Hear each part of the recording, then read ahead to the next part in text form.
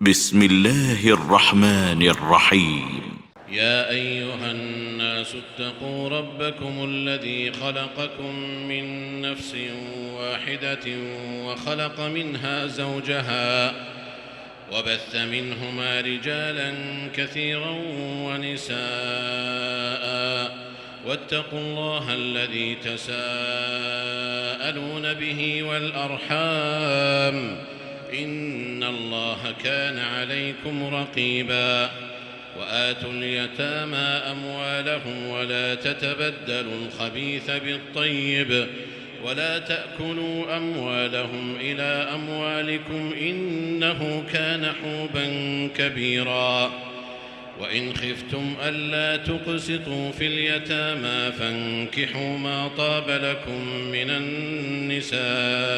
مثنى وثلاث ورباع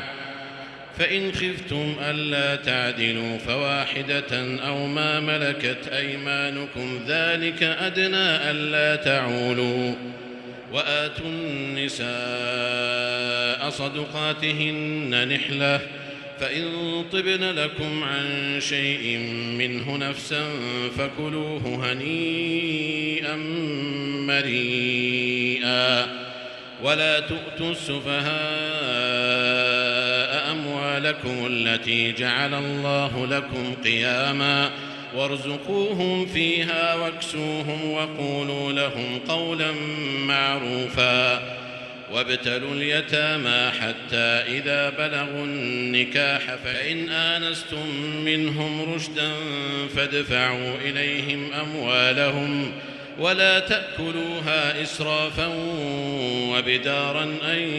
يكبروا ومن كان غنيا فليستعفف ومن كان فقيرا فليأكل بالمعروف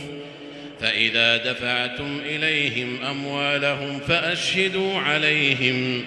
وكفى بالله حسيبا للرجال نصيب مما ترك الوالدان والأقربون وللنساء نصيب مما ترك الوالدان والأقربون مما قل منه أو كثر نصيبا مفروضا وإذا حضر القسمة أولو القربى واليتامى والمساكين فارزقوهم منه وقولوا لهم قولا معروفا وليخشى الذين لو تركوا من خلفهم ذرية ضعافا خافوا عليهم فليتقوا الله وليقولوا قولا سديدا إن الذين يأكلون أموال اليتامى ظلما إنما يأكلون في بطونهم نارا وسيصلون سعيرا يوصيكم الله في أولادكم للذكر مثل حظ الأنثيين فإن كن نساء فوق 2 فلهن ثلثا ما ترك وإن كانت واحدة فلها النصف ولأبويه لكل واحد منهما السدس مما ترك إن كان له ولد فإن لم يكن له ولد وورثه أبواه فلأمه الثلث فإن كان له إخوة فلأمه السدس من بعد وصية يوصي بها أو دين آباؤكم وأبناؤكم لا تدرون أيهم أقرب لكم نفعا فريضة من الله إن الله كان عليما حكيما ولكم نصف ما ترك أزواجكم إن لم يكن لهن ولد فإن كان لهن ولد فلكم الربع مما تركن من بعد وصية يوصين بها أو دين ولهن الربع مما تركتم إن لم يكن لكم ولد فإن كان لكم ولد فلهن الثمن مما تركتم من بعد وصية توصون بها أو دين وإن كان رجل يورث كلالة أو امرأة وله أخ أو أخت فلكل واحد منهما السدس، فإن كانوا أكثر من ذلك فهم شركاء في الثلث من بعد وصية يوصى بها أو دين غير مضار، وصية من الله والله عليم حليم. تلك حدود الله، ومن يطع الله ورسوله يدخله جنات تجري من تحتها الأنهار خالدين فيها، وذلك الفوز العظيم. ومن يعص الله ورسوله ويتعد حدوده يدخله نارا خالدا فيها وله عذاب مهين. واللاتي يأتين الفاحشة من نسائكم فاستشهدوا عليهن 4 منكم، فإن شهدوا فأمسكوهن في البيوت حتى يتوفاهن الموت أو يجعل الله لهن سبيلا. واللذان يأتيانها منكم فآذوهما، فإن تابا وأصلحا فأعرضوا عنهما إن الله كان توابا رحيما. إنما التوبة على الله للذين يعملون السوء بجهالة ثم يتوبون من قريب فأولئك يتوب الله عليهم، وكان الله عليما حكيما. وليست التوبة للذين يعملون السيئات حتى إذا حضر أحدهم الموت قال إني تبت الآن، ولا الذين يموتون وهم كفار أولئك أعتدنا لهم عذابا أليما. يا أيها الذين آمنوا لا يحل لكم أن ترثوا النساء كرها ولا تعضلوهن لتذهبوا ببعض ما آتيتموهن إلا أن يأتين بفاحشة مبينة، وعاشروهن بالمعروف، فإن كرهتموهن فعسى أن تكرهوا شيئا ويجعل الله فيه خيرا كثيرا. وإن أردتم استبدال زوج مكان زوج وآتيتم إحداهن قنطارا فلا تأخذوا منه شيئا، أتأخذونه بهتانا وإثما مبينا. وكيف تأخذونه وقد أفضى بعضكم إلى بعض وأخذن منكم ميثاقا غليظا. ولا تنكحوا ما نكح آباؤكم من النساء إلا ما قد سلف إنه كان فاحشة ومقتا وساء سبيلا. حرمت عليكم أمهاتكم وبناتكم وأخواتكم وعماتكم وخالاتكم وبنات الأخ وبنات الأخت وأمهاتكم اللاتي أرضعنكم وأخواتكم من الرضاعة وأمهات نسائكم وربائبكم اللاتي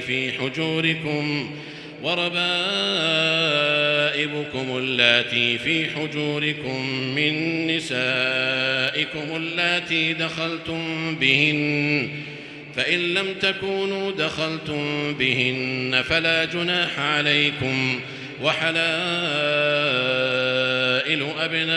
أبنائكم الذين من أصلابكم، وأن تجمعوا بين الأختين إلا ما قد سلف إن الله كان غفورا رحيما. والمحصنات من النساء إلا ما ملكت أيمانكم كتاب الله عليكم، وأحل لكم ما وراء ذلكم أن تبتغوا بأموالكم محصنين غير مسافحين، فما استمتعتم به منهن فآتوهن أجورهن فريضة، ولا جناح عليكم فيما تراضيتم به من بعد الفريضة، إن الله كان عليما حكيما. ومن لم يستطع منكم طولا أن ينكح المحصنات المؤمنات فمما ملكت أيمانكم من فتياتكم المؤمنات، والله أعلم بإيمانكم بعضكم من بعض، فانكحوهن بإذن أهلهن وآتوهن أجورهن بالمعروف محصنات غير مسافحات ولا متخذات أخدان،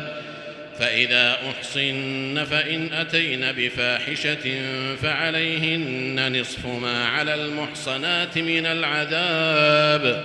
ذلك لمن خشي العنة منكم، وأن تصبروا خير لكم، والله غفور رحيم. يريد الله ليبين لكم ويهديكم سنن الذين من قبلكم ويتوب عليكم، والله عليم حكيم. والله يريد أن يتوب عليكم، ويريد الذين يتبعون الشهوات أن تميلوا ميلا عظيما. يريد الله أن يخفف عنكم، وخلق الإنسان ضعيفا.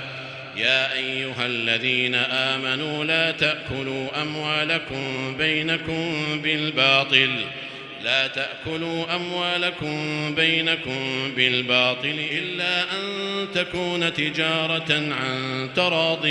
منكم، ولا تقتلوا أنفسكم، إن الله كان بكم رحيما. ومن يفعل ذلك عدوانا وظلما فسوف نصليه نارا، وكان ذلك على الله يسيرا.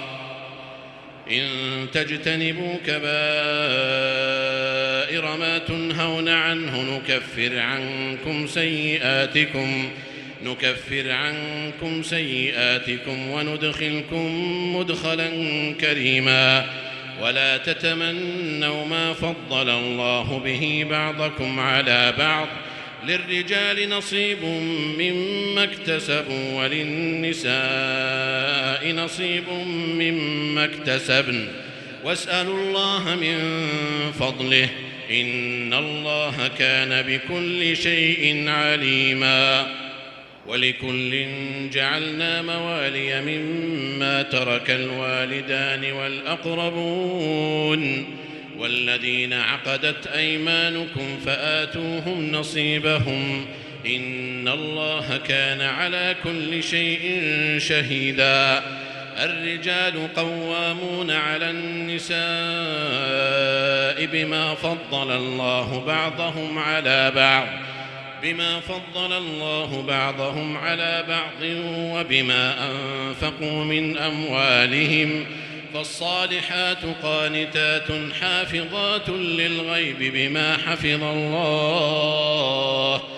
واللاتي تخافون نشوزهن فعظوهن واهجروهن في المضاجع واضربوهن،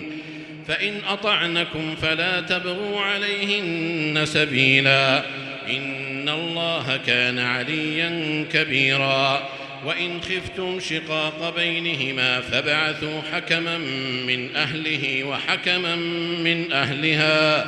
إن يريدا إصلاحا يوفق الله بينهما، إن الله كان عليما خبيرا. واعبدوا الله ولا تشركوا به شيئا، وبالوالدين إحسانا، وبذي القربى واليتامى والمساكين والجار ذي القربى والجار الجنب والصاحب بالجنب وابن السبيل وما ملكت أيمانكم، إن الله لا يحب من كان مختالا فخورا الذين يبخلون ويأمرون الناس بالبخل ويكتمون ما آتاهم الله من فضله وأعتدنا للكافرين عذابا مهينا والذين ينفقون أموالهم رئاء الناس ولا يؤمنون بالله ولا باليوم الآخر ومن يكن الشيطان له قرينا فساء قرينا وماذا عليهم لو آمنوا بالله واليوم الآخر وأنفقوا مما رزقهم الله وكان الله بهم عليما إن الله لا يظلم مثقال ذرة وإن تك حسنة يضاعفها ويؤت من لدنه أجرا عظيما فكيف إذا جئنا من كل أمة بشهيد وجئنا بك على هؤلاء شهيدا يومئذ يود الذين كفروا وعصوا الرسول لو تسوى بهم الأرض ولا يكتمون الله حديثا يا أيها الذين آمنوا لا تقربوا الصلاة وأنتم سكارى حتى تعلموا ما تقولون ولا جنبا إلا عابري سبيل حتى تغتسلوا وإن كنتم مرضى أو على سفر أو جاء أحد منكم من الغائط أو لامستم النساء فلم تجدوا ماء فتيمموا صعيدا طيبا فامسحوا بوجوهكم وأيديكم إن الله كان عفوا غفورا ألم تر إلى الذين أوتوا نصيبا من الكتاب يشترون الضلالة ويريدون أن تضلوا السبيل والله أعلم بأعدائكم وكفى بالله وليا وكفى بالله نصيرا من الذين هادوا يحرفون الكلم عن مواضعه ويقولون سمعنا وعصينا واسمع غير مسمع وراعنا ليا بألسنتهم وطعنا في الدين ولو أنهم قالوا سمعنا وأطعنا واسمع وانظرنا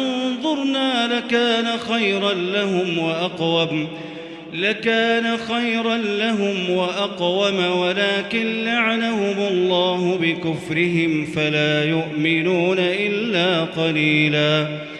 يا أيها الذين أوتوا الكتاب آمنوا بما نزلنا مصدقا لما معكم من قبل أن نطمس وجوها فنردها على أدبارها أو نلعنهم كما لعنا أصحاب السبت وكان أمر الله مفعولا إن الله لا يغفر أن يشرك به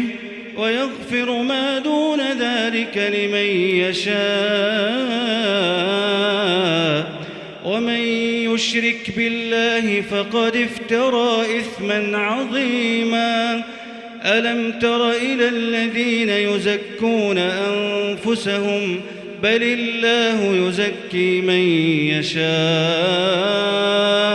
ولا يظلمون فتيلا انظر كيف يفترون على الله الكذب وكفى به إثما مبينا ألم تر إلى الذين أوتوا نصيبا من الكتاب يؤمنون بالجبت والطاغوت ويقولون للذين كفروا هؤلاء أهدى من الذين آمنوا ويقولون للذين كفروا هؤلاء أهدى من الذين آمنوا سبيلا أولئك الذين لعنهم الله ومن يلعن الله فلن تجد له نصيرا أم لهم نصيب من الملك فإذا لا يؤتون الناس نقيرا أم يحسدون الناس على ما آتاهم الله من فضله فقد آتينا آل إبراهيم الكتاب والحكمة وآتيناهم ملكا عظيما فمنهم من آمن به ومنهم من صد عنه وكفى بجهنم سعيرا إن الذين كفروا بآياتنا سوف نصليهم نارا كلما نضجت جلودهم بدلناهم جلودا غيرها ليذوقوا العذاب إن الله كان عزيزا حكيما والذين آمنوا وعملوا الصالحات سندخلهم جنات تجري من تحتها الأنهار خالدين فيها أبدا لهم فيها أزواج مطهرة وندخلهم ظلا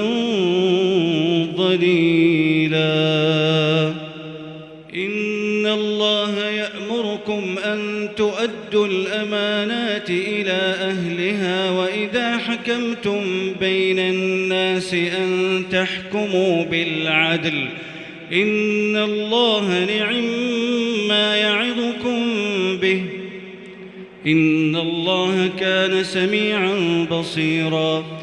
يا أيها الذين آمنوا أطيعوا الله وأطيعوا الرسول وأولي الأمر منكم فإن تنازعتم في شيء فردوه إلى الله والرسول إن كنتم تؤمنون بالله واليوم الآخر ذلك خير وأحسن تأويلا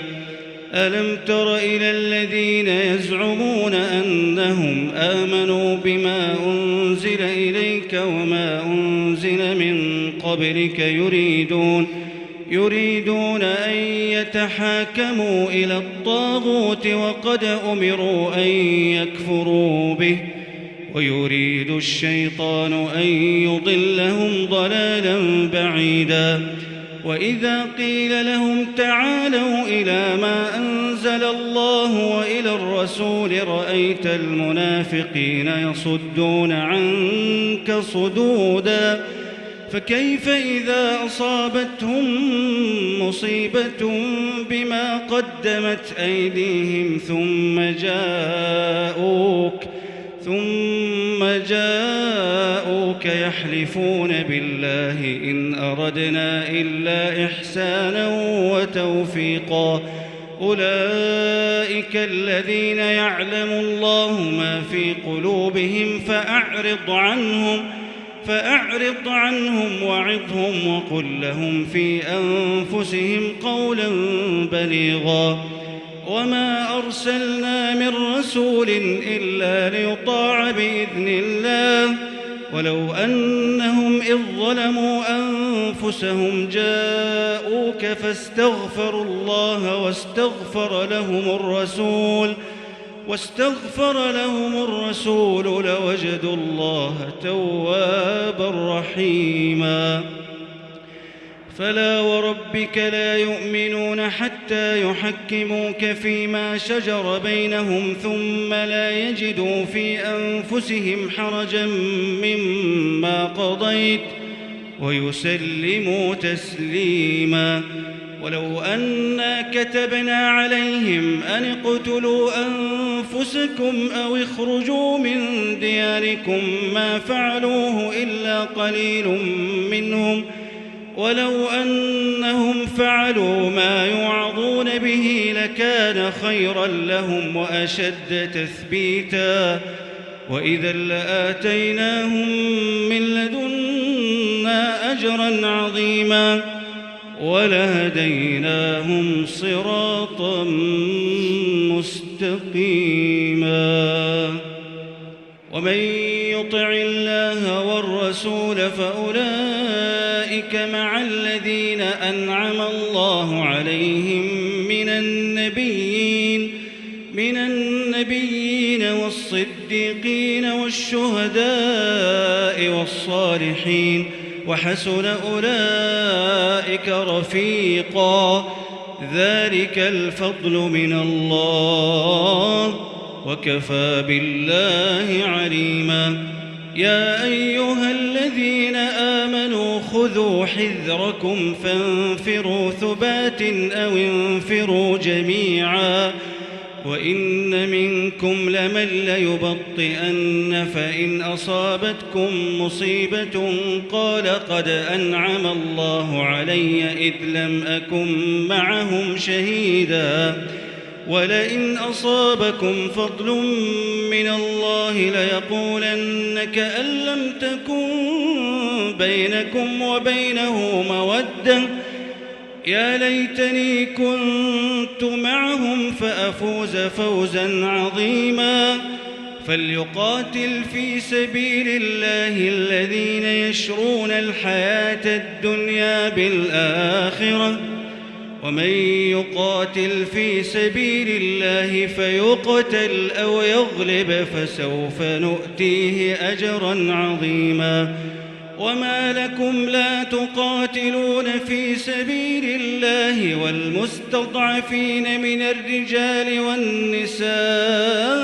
والولدان الذين يقولون ربنا أخرجنا من هذه القرية الظالم أهلها واجعل لنا من لدنك وليا واجعل لنا من لدنك نصيرا. الذين آمنوا يقاتلون في سبيل الله والذين كفروا يقاتلون في سبيل الطاغوت فقاتلوا أولياء الشيطان إن كيد الشيطان كان ضعيفا. ألم تر إلى الذين قيل لهم كفوا أيديكم وأقيموا الصلاة وآتوا الزكاة فلما كتب عليهم القتال إذا فريق منهم يخشون الناس كخشية الله أو أشد خشية وقالوا ربنا لم كتبت علينا القتال لولا أخرتنا إلى أجل قريب قل متاع الدنيا قليل والآخرة خير لمن اتقى ولا تظلمون فتيلا. أينما تكونوا يدرككم الموت ولو كنتم في بروج مشيدة وإن تصبهم حسنة يقولوا هذه من عند الله وإن تصبهم سيئة يقولوا هذه من عندك قل كل من عند الله فما لهؤلاء القوم لا يكادون يفقهون حديثا. ما أصابك من حسنة فمن الله وما أصابك من سيئة فمن نفسك وأرسلناك للناس رسولا وكفى بالله شهيدا. من يطع الرسول فقد أطاع الله ومن تولى فما أرسلناك عليهم حفيظا. ويقولون طاعة فإذا برزوا من عندك بيت طائفة منهم غير الذي تقول والله يكتب ما يبيتون فأعرض عنهم وتوكل على الله وكفى بالله وكيلا. أفلا يتدبرون القرآن ولو كان من عند غير الله لوجدوا فيه اختلافا كثيرا وإذا جاءهم أمر من الأمن أو الخوف أذاعوا به ولو ردوه إلى الرسول وإلى أولي الأمر منهم لعلمه الذين يستنبطونه منهم ولولا فضل الله عليكم ورحمته لاتبعتم الشيطان إلا قليلا فقاتل في سبيل الله لا تكلف إلا نفسك وحرض المؤمنين عسى الله أن يكف بأس الذين كفروا والله أشد بأسا وأشد تنكيلا من يشفع شفاعة حسنة يكن له نصيب منها ومن يشفع شفاعة سيئة يكن له كفل منها وكان الله على كل شيء مقيتا وإذا حييتم بتحية فحيوا بأحسن منها أو ردوها إن الله كان على كل شيء حسيبا الله لا إله إلا هو ليجمعنكم إلى يوم القيامة لا ريب فيه ومن أصدق من الله حديثا فما لكم في المنافقين فئتين والله أركسهم بما كسبوا أتريدون أن تهدوا من أضل الله ومن يضلل الله فلن تجد له سبيلا ودوا لو تكفرون كما كفروا فتكونون سواء فلا تتخذوا منهم أولياء حتى يهاجروا في سبيل الله فإن تولوا فخذوهم وقتلوهم حيث وجدتموهم ولا تتخذوا منهم وليا ولا نصيرا إلا الذين يصلون إلى قوم بينكم وبينهم ميثاق أو جاءوكم حصرت صدورهم أن يقاتلوكم أو يقاتلوا قومهم ولو شاء الله لسلطهم عليكم فلقاتلوكم فإن اعتزلوكم فلم يقاتلوكم وألقوا إليكم السلم فما جعل الله لكم عليهم سبيلا ستجدون آخرين يريدون أن يأمنوكم ويأمنوا قومهم كلما ردوا إلى الفتنة أركسوا فيها فإن لم يعتزلوكم ويلقوا إليكم السلم ويكفوا أيديهم فخذوهم وقتلوهم حيث ثقفتموهم وأولئكم جعلنا لكم عليهم سلطانا مبينا وما كان لمؤمن أن يقتل مؤمنا إلا خطأ ومن قتل مؤمنا خطأ فتحرير رقبة مؤمنة ودية مسلمة إلى أهله إلا أن يصدقوا فإن كان من قوم عدو لكم وهو مؤمن فتحرير رقبة مؤمنة وإن كان من قوم بينكم وبينهم ميثاق فدية مسلمة إلى أهله وتحرير رقبة مؤمنة فمن لم يجد فصيام شهرين متتابعين توبة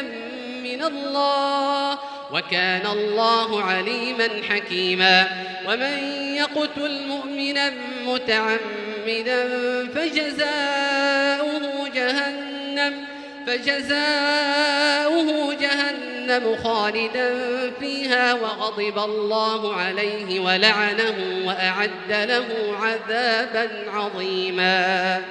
يا أيها الذين آمنوا إذا ضربتم في سبيل الله فتبينوا ولا تقولوا لمن ألقى إليكم السلام لست مؤمنا ولا تقولوا لمن ألقى إليكم السلام لست مؤمنا تبتغون عرض الحياة الدنيا فعند الله مغانم كثيرة كذلك كنتم من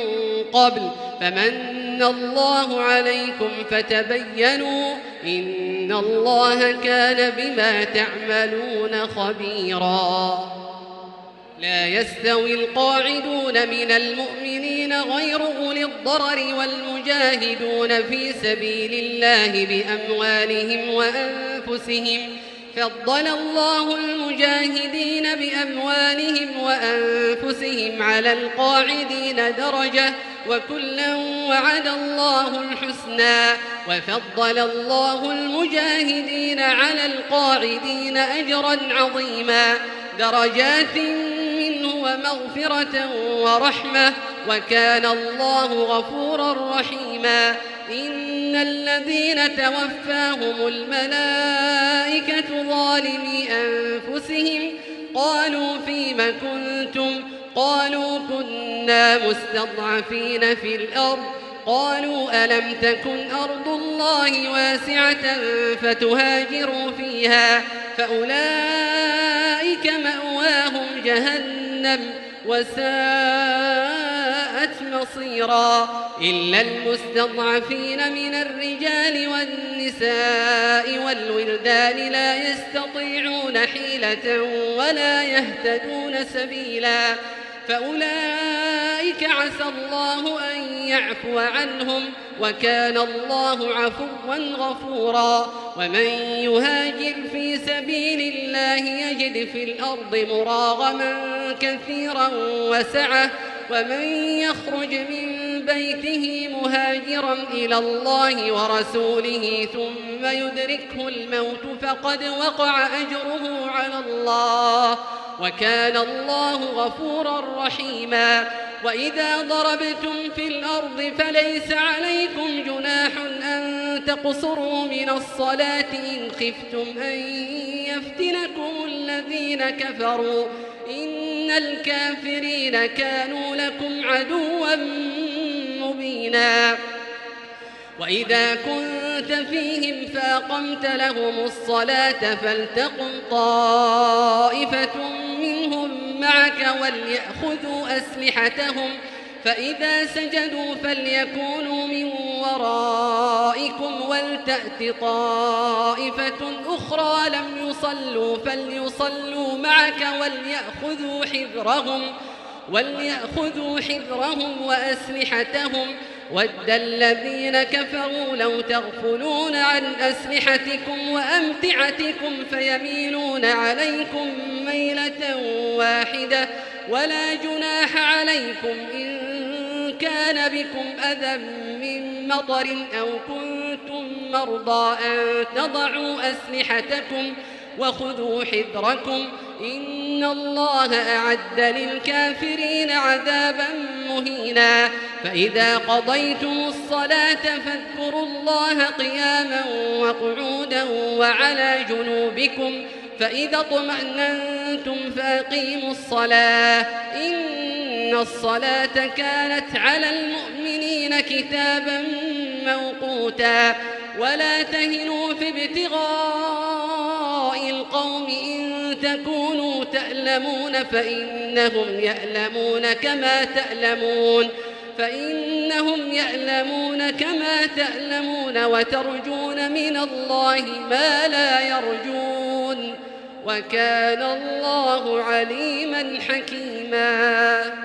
إنا أنزلنا إليك الكتاب بالحق لتحكم بين الناس بما أراك الله ولا تكن للخائنين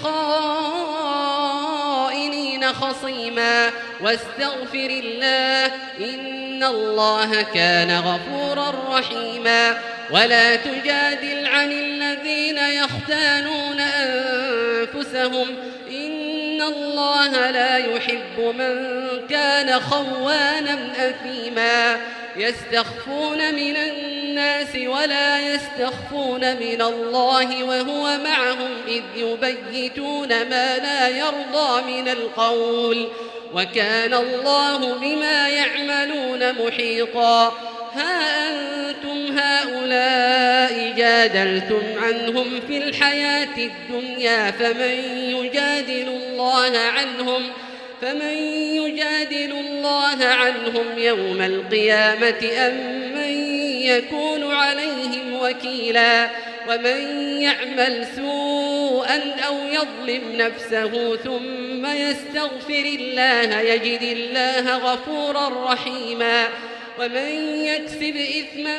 فإنما يكسبه على نفسه وكان الله عليما حكيما ومن يكسب خطيئة أو إثما ثم يرم به بريئا فقد احتمل بهتانا وإثما مبينا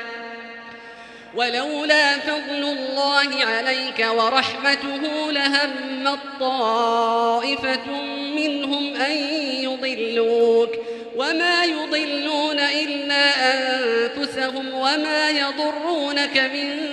شيء وأنزل الله عليك الكتاب والحكمة وعلمك ما لم تكن تعلم وكان فضل الله عليك عظيما لا خير في كثير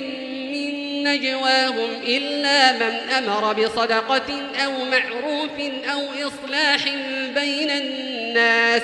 ومن يفعل ذلك ابتغاء مرضات الله فسوف نؤتيه أجرا عظيما ومن يشاقق الرسول من بعد ما تبين له الهدى ويتبع غير سبيل المؤمنين نوله ما تولى ونصله جهنم وساءت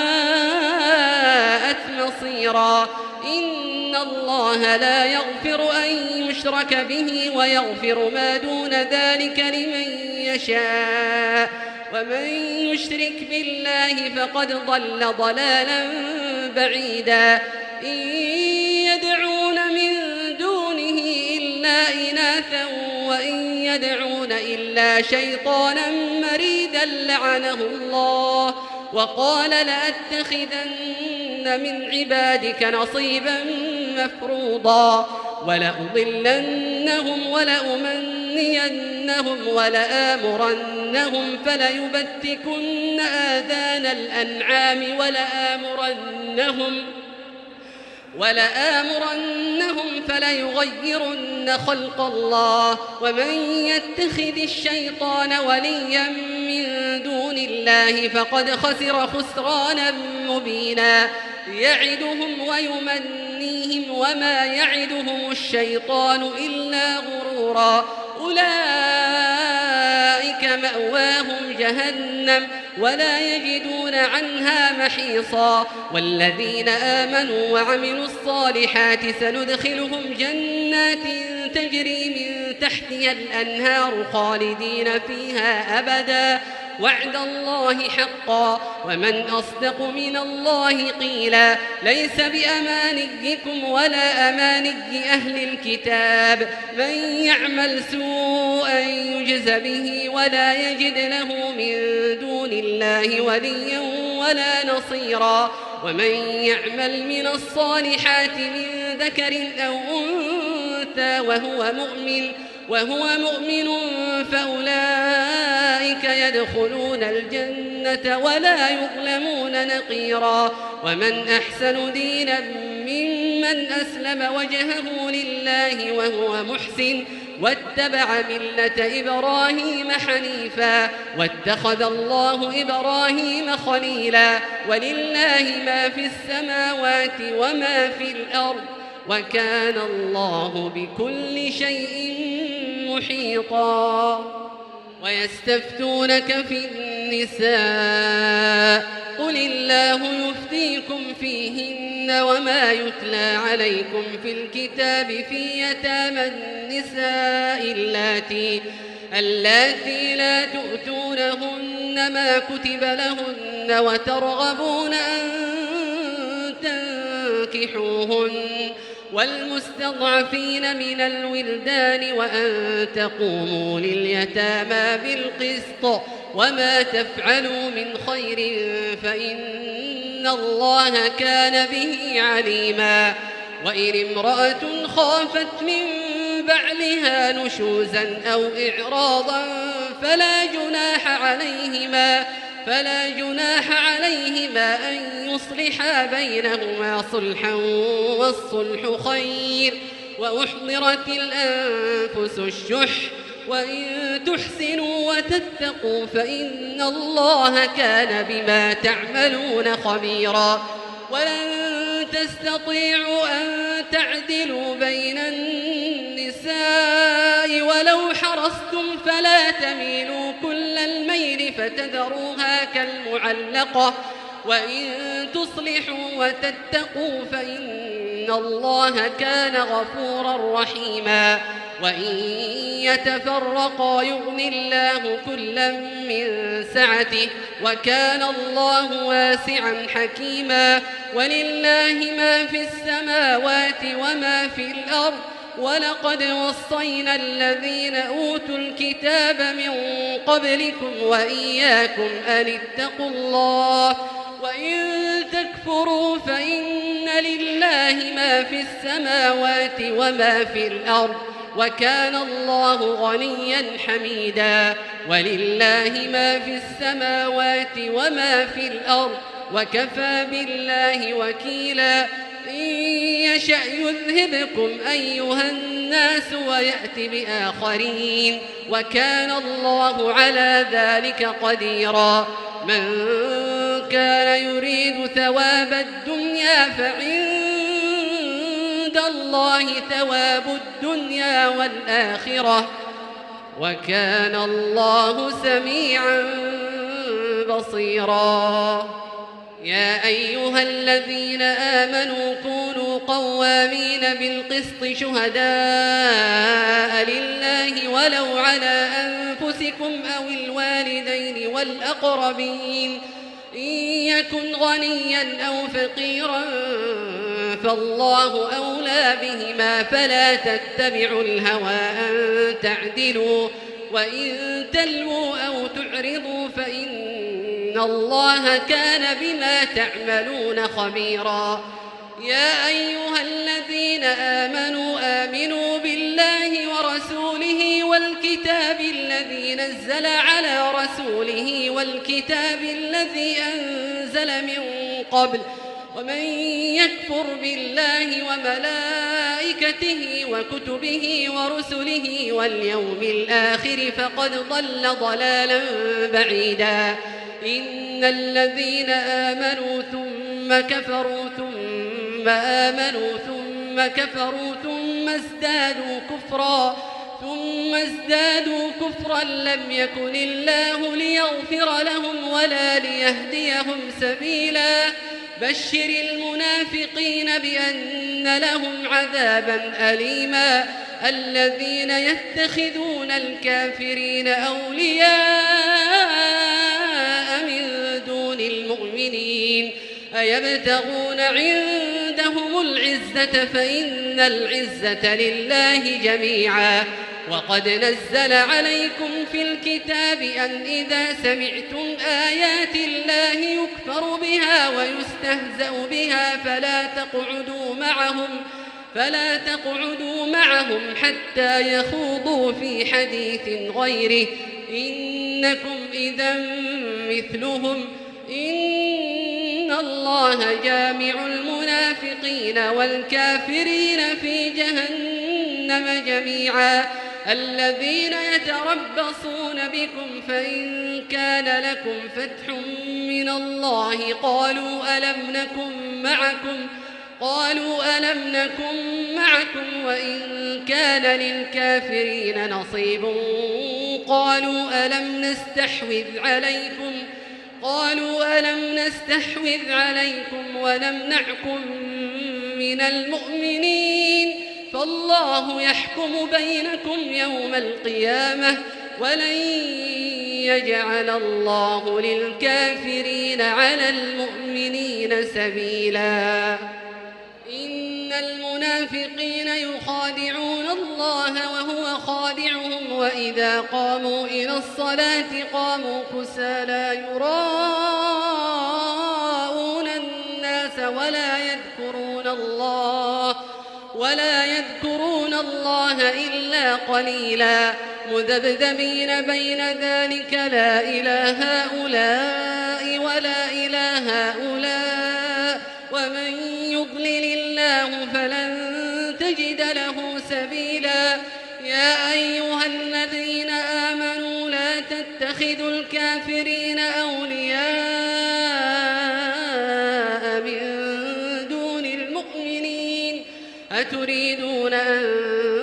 تجعلوا لله عليكم سلطانا مبينا إن المنافقين في الدرك الأسفل من النار ولن تجد لهم نصيرا إلا الذين تابوا وأصلحوا واعتصموا بالله وأخلصوا دينهم لله فأولئك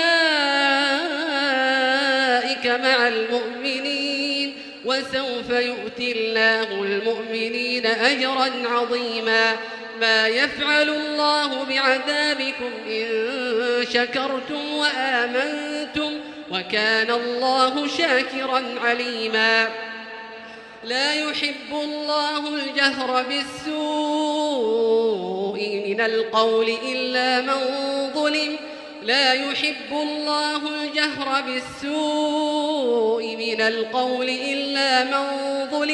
وكان الله سميعا عليما إن تبدوا خيرا أو تخفوه أو تعفو عن سوء فإن الله كان عفوا قديرا إن الذين يكفرون بالله ورسله ويريدون أن يفرقوا بين الله ورسله ويقولون نؤمن ببعض ونكفر ببعض ويريدون أن يتخذوا بين ذلك سبيلا أولئك هم الكافرون حقا وأعتدنا للكافرين عذابا مهينا والذين آمنوا بالله ورسله ولم يفرقوا بين أحد منهم أولئك سوف يؤتيهم أجورهم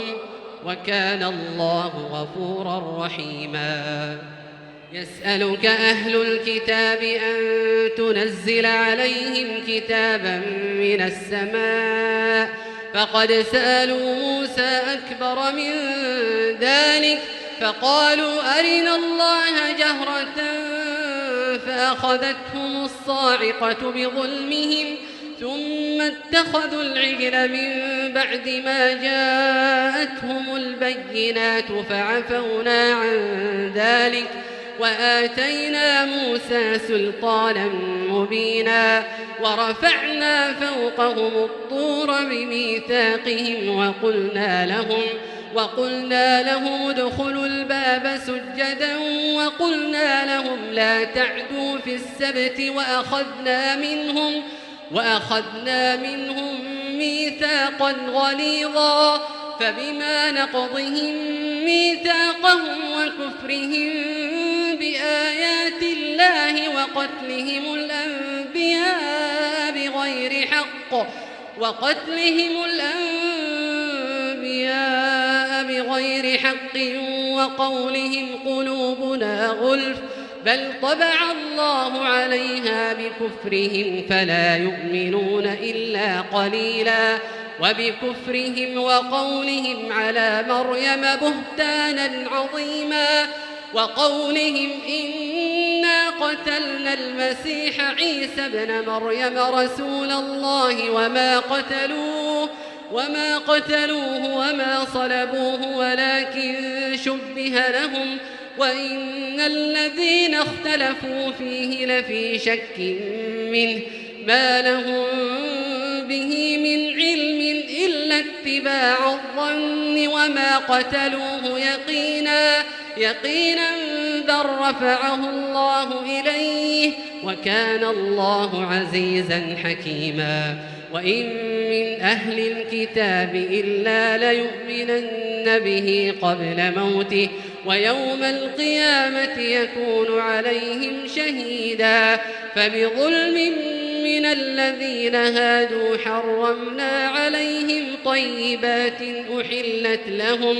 حرمنا عليهم طيبات أحلت لهم وبصدهم عن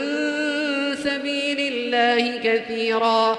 وأخذهم الربا وقد نهوا عنه وأكلهم أموال الناس بالباطل وأعتدنا للكافرين منهم عذابا أليما لكن الراسخون في العلم منهم والمؤمنون يؤمنون بما أنزل إليك وما أنزل من قبلك والمقيمين الصلاة والمؤتون الزكاة والمؤمنون بالله واليوم الآخر أولئك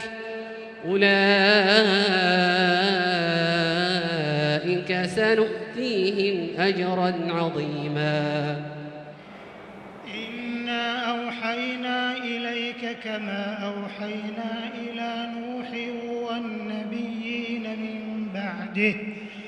وأوحينا إلى إبراهيم وإسماعيل وإسحاق ويعقوب والأسباط وعيسى وأيوب ويونس وهارون وسليمان وآتينا داود زبورا ورسلا قد قصصناهم عليك من قبل ورسلا لم نقصصهم عليك وكلم الله موسى تكليما رسلا مبشرين ومنذرين لئلا يكون للناس على الله حجة بعد الرسل وكان الله عزيزا حكيما لكن الله يشهد بما أنزل إليك أنزله بعلمه والملائكة يشهدون وكفى بالله شهيدا إن الذين كفروا وصدوا عن سبيل الله قد ضلوا ضلالا بعيدا إن الذين كفروا وظلموا لم يكن الله ليغفر لهم ولا ليهديهم طريقا إلا طريق جهنم خالدين فيها أبدا وكان ذلك على الله يسيرا يا أيها الناس قد جاءكم الرسول بالحق من ربكم فآمنوا خيرا لكم وإن تكفروا فإن لله ما في السماوات والأرض وكان الله عليما حكيما يا أهل الكتاب لا تغلوا في دينكم ولا تقولوا على الله إلا الحق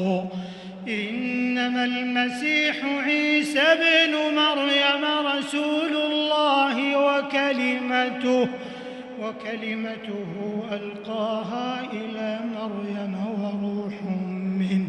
فآمنوا بالله ورسله ولا تقولوا ثلاثة انتهوا خيرا لكم إنما الله إله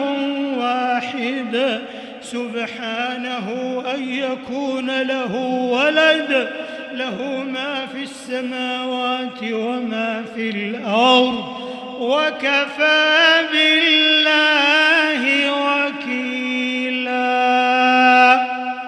لن يستنكف المسيح أن يكون عبدا لله أن يكون عبدا لله ولا الملائكة المقربون. ومن يستنكف عن عبادته ويستكبر فسيحشرهم إليه جميعا. فأما الذين آمنوا وعملوا الصالحات فيوفيهم أجورهم ويزيدهم من فضله. وأما الذين استنكفوا واستكبروا فيعذبهم عذابا أليما ولا يجدون لهم من دون الله وليا ولا نصيرا. يا أيها الناس قد جاءكم برهان من ربكم وأنزلنا إليكم نورا مبينا. فأما الذين آمنوا بالله واعتصموا به فسيدخلهم في رحمة منه وفضل ويهديهم إليه صراطا مستقيما. يستفتونك قل الله يفتيكم في الكلالة إن امرؤ هلك ليس له ولد وله أخت فلها نصف ما ترك وهو يرثها إن لم يكن لها ولد. فإن كانت اثنتين فلهما الثلثان مما ترك وإن كانوا إخوة رجالا ونساء فللذكر مثل حظ الأنثيين. يبين الله لكم أن تضلوا والله